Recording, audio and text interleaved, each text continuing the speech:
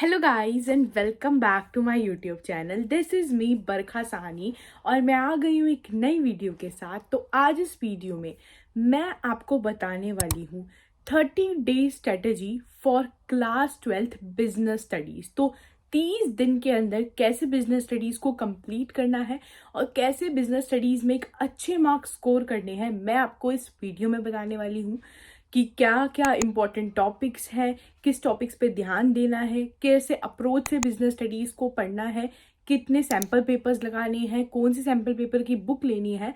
हर चीज़ आपको इस वीडियो में मिलेगी for class 12th business studies. तो इस वीडियो को पूरा अच्छे से देखना और एक भी पार्ट को स्किप मत करना। तो इस वीडियो को शुरू करते हैं। तो देखो, सबसे इंपॉर्टेंट चीज बिजनेस स्टडीज के अंदर है एनसीईआरटी। तो एनसीईआरटी को पढ़कर जाना बिजनेस स्टडीज के अंदर। मैं बोलूंगी कि एक बार खुद से हर चैप्टर को पढ़कर जाना है आपको बिजनेस स्टडीज की एनसीईआरटी के अंदर से। खुद से एक बार पेंसिल लो, खुद से एक बार चैप्टर को रीड कर लो। सारे चैप्टर 12 चैप्टर है, 12 चैप्टर को खुद अच्छे से रीड कर जाओ।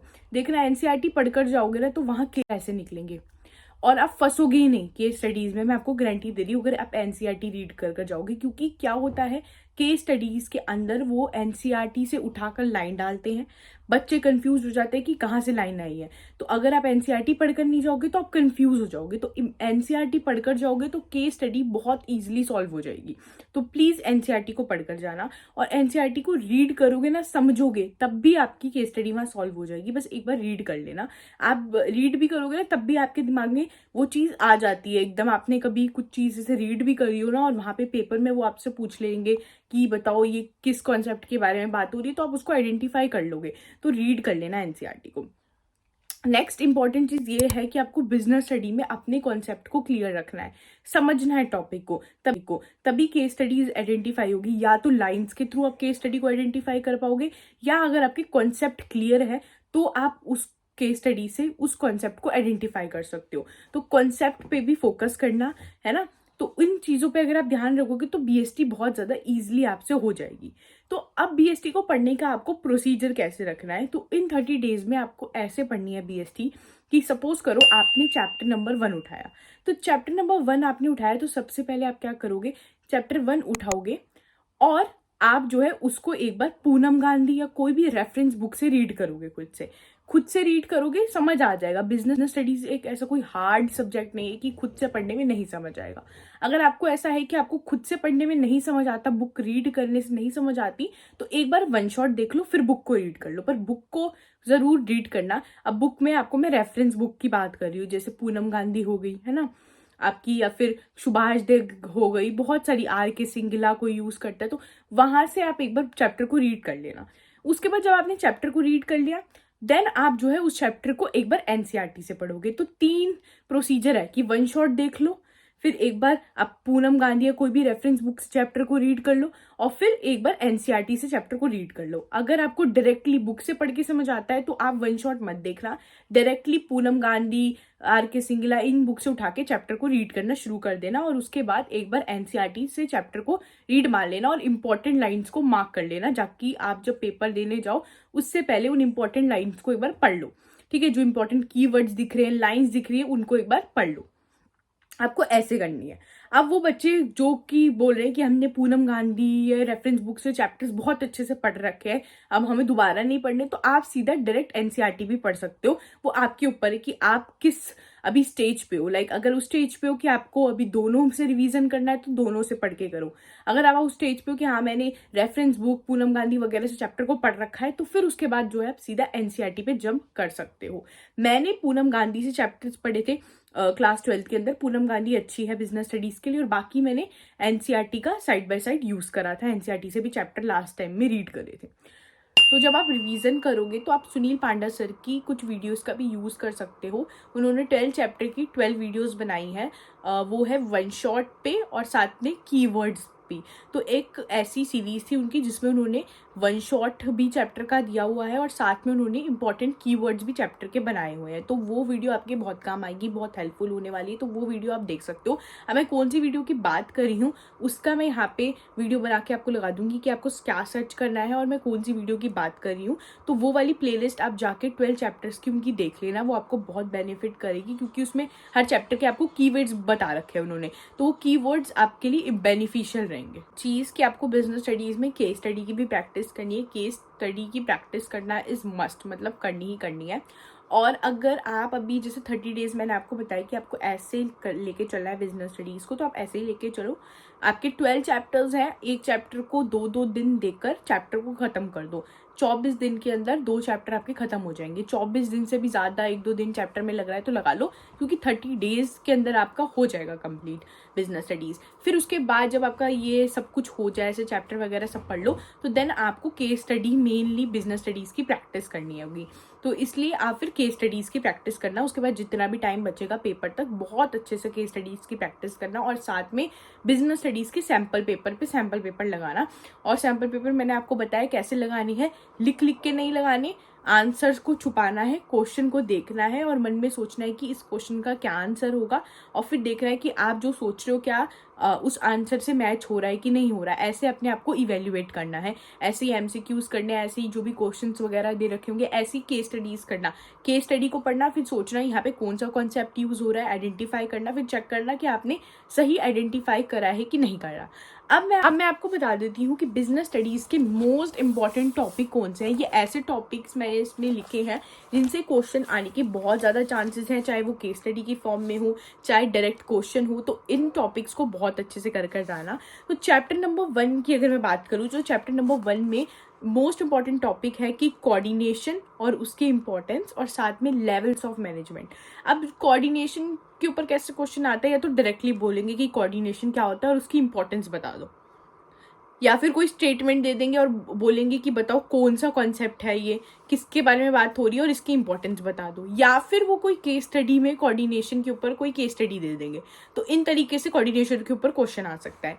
देन लेवल्स ऑफ मैनेजमेंट में मिडल, लोअर लेवल या टॉप लेवल, इनके ऊपर क्या होता है कि केस स्टडी आ जाती है। वो बोलेंगे कि अगर कोई ऐसा व्यक्ति है, वो ये काम करता है, बताओ वो टॉप लेवल में आता है, मिडल लेवल में आता है, लोअर लेवल में आता है, तो आपको आइडेंटिफाई करना पड़ेगा। ज़्यादातर क्या होता है कि एमसीक्यू में देते हैं इसके ऊपर क्वेश्चन, बट केस स्टडी में भी आ सकता है, तो अच्छे से कर जाना। नेक्स्ट है chapter number 2, that is principles वाला जो चैप्टर है। तो उसमें प्रिंसिपल्स और टेलर की टेक्निक बहुत इंपॉर्टेंट है, क्योंकि क्या होता है कि प्रिंसिपल वगैरह जो टेक्निक्स वगैरह उस पर डायरेक्ट क्वेश्चन आता है। ऐसे डायरेक्ट क्वेश्चन आता है कि आपको डायरेक्टली एक प्रिंसिपल का नाम दे देंगे और बोलेंगे कि एक्सप्लेन करो, या डायरेक्टली एक टेक्निक का नाम दे देंगे और बोलेंगे एक्सप्लेन करो, 3 नंबर में, 4 नंबर में। तो इतना कंटेंट आपके पास होना चाहिए एक प्रिंसिपल के ऊपर लिखने के लिए, तो इसलिए प्रिंसिपल को अच्छे से रीड करके जाना। देन चैप्टर नंबर 3 की बात करते हैं। तो चैप्टर नंबर 3 का मोस्ट इंपॉर्टेंट टॉपिक है dimensions of business environment. Dimensions में पॉलिटिकल, लीगल, ये सारे जो डायमेंशन है, इकोनॉमिक, तो ये सारी डायमेंशंस के ऊपर क्वेश्चन आता है। ऐसा आता है कि आपको केस स्टडी में बोलेंगे और लिख देंगे कि कोट करो कि जो पैराग्राफ दिया है उसमें कौन कौन से डायमेंशंस आप आइडेंटिफाई कर सकते हो, उन डायमेंशंस को कोट करो और उन डायमेंशंस के नाम लिखो।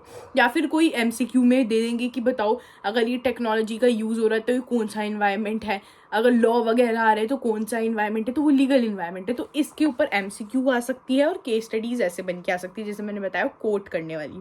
देन चैप्टर नंबर 4 में बात करें तो उसमें planning process is important, and साथ में limitations of planning. Planning process के ऊपर क्वेश्चन आता है। प्रोसेस तो बहुत इंपॉर्टेंट है, मतलब हर चैप्टर के प्रोसेस को ना ऐसे घोल कर पी लेना। प्रोसेस हर चैप्टर के बहुत ज़्यादा इंपॉर्टेंट है। अब प्लानिंग प्रोसेस को वो कैसे दे देते हैं, या तो वो कुछ स्टेप्स लिख देंगे प्लानिंग प्रोसेस के और पूछेंगे कि आगे के स्टेप्स बता दो। शुरू के 2-3 स्टेप्स लिख दिए और पूछेंगे आगे के प्रोसेस के स्टेप्स बता दो, ऐसे कोई क्वेश्चन पूछ लेते हैं वो।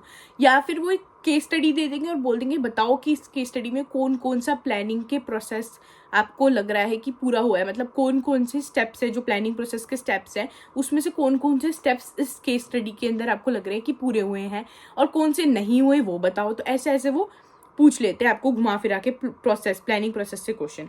फिर लिमिटेशंस प्लानिंग की बहुत इंपॉर्टेंट है। देन चैप्टर नंबर 5 से इंपॉर्टेंट है functional and divisional structure. Function और डिविजनल स्ट्रक्चर बहुत वेरी वेरी इंपॉर्टेंट क्वेश्चन है, सीधा डिफरेंस आपसे पूछ लिया जाता है। फिर डेलीगेशन वाला कॉन्सेप्ट अच्छे से कर लेना, केस स्टडी आने के बहुत चांसेस हैं इस टॉपिक से। देन चैप्टर नंबर 6 से आपको करना है सिलेक्शन प्रोसेस है आपका पूरा, प्रिलिमिनरी स्क्रीनिंग होती है, फिर ये होता है सब कुछ, पूरा सिलेक्शन प्रोसेस अच्छे से करके जाना। सेम जैसे मैंने प्लानिंग प्रोसेस में बताया, ऐसे ही क्वेश्चन सिलेक्शन प्रोसेस से भी बनकर आ सकते हैं। सिलेक्शन प्रोसेस के साथ है मेथड्स ऑफ ट्रेनिंग, तो ट्रेनिंग के कौन कौन से मेथड्स होते हैं, on the job, of the job, वो सारे उसके अंदर जोन से मेथड है वो बहुत इंपॉर्टेंट है ना, ये पढ़कर जाना। चैप्टर नंबर 7 में आपको पढ़ के जाना है financial and non financial incentives. Financial incentives में जो प्रॉफिट वगैरह आता है ना, बोनस, हाइक्स और ये पर्क्स वगैरह सारी चीज़ आती है। नॉन फाइनेंशियल में ऑर्गेनाइजेशन, क्लाइमेट, स्टेटस, रिकॉग्नाइजेशन, तो ये सारी जो इंसेंटिव्स है इनको अच्छे से करके जाना, सीधा डायरेक्ट वो क्वेश्चन पूछ सकते हैं या फिर कोई केस स्टडी दे देंगे। फिर Maslow need hierarchy theory important है, इसको अच्छे से करके जाना है आपको, पांचों नीड्स अच्छे से पढ़ लेना। चैप्टर 8 में कंट्रोलिंग प्रोसेस बहुत इंपॉर्टेंट है। कंट्रोलिंग प्रोसेस ही है इस चैप्टर में ज़्यादा इंपॉर्टेंट, एक छोटा सा चैप्टर है, तो कंट्रोलिंग प्रोसेस अच्छे से करके जाना। अच्छा, आप कंट्रोलिंग प्रोसेस के अंदर क्रिटिकल पॉइंट कंट्रोल और मैनेजर बाय एक्सेप्शन, ये दो चीज़ बहुत इंपॉर्टेंट है। इस पे क्वेश्चन आने के चांसेस होते हैं कि क्रिटिकल पॉइंट कंट्रोल क्या है, मैनेजमेंट बाय एक्सेप्शन क्या है, तो ये अच्छे से कर जाना। देन चैप्टर नंबर 9 जो है आपका, उसमें इंपॉर्टेंट है कैपिटल स्ट्रक्चर, और कैपिटल स्ट्रक्चर को कौन कौन सी चीज़ इफेक्ट करती है वो भी बहुत इंपॉर्टेंट है। सारे फैक्टर्स पढ़ जाना अच्छे से कैपिटल स्ट्रक्चर के, बहुत बढ़िया से। और साथ में अर्निंग पर शेयर के ऊपर न्यूमेरिकल आ सकता है, न्यूमेरिकल अच्छे से देख लेना अर्निंग पर शेयर के ऊपर जो है। देन चैप्टर नंबर 10 है, उसमें ट्रेडिंग प्रोसीजर बहुत इंपॉर्टेंट है, तो ट्रेडिंग प्रोसीजर को अच्छे से कर लेना। और सेबी के फंक्शंस क्या होते हैं, सेबी क्या है ना, कब आया था, सब कुछ अच्छे से करके जाना सेबी के बारे में। देन चैप्टर नंबर 11 में मार्केटिंग के फंक्शंस अच्छे से करना। और प्रमोशन के अंदर जितना भी टॉपिक है उसके अंदर जो भी है प्रमोशन का मार्केटिंग के अंदर, वो बढ़िया से करके चले जाना।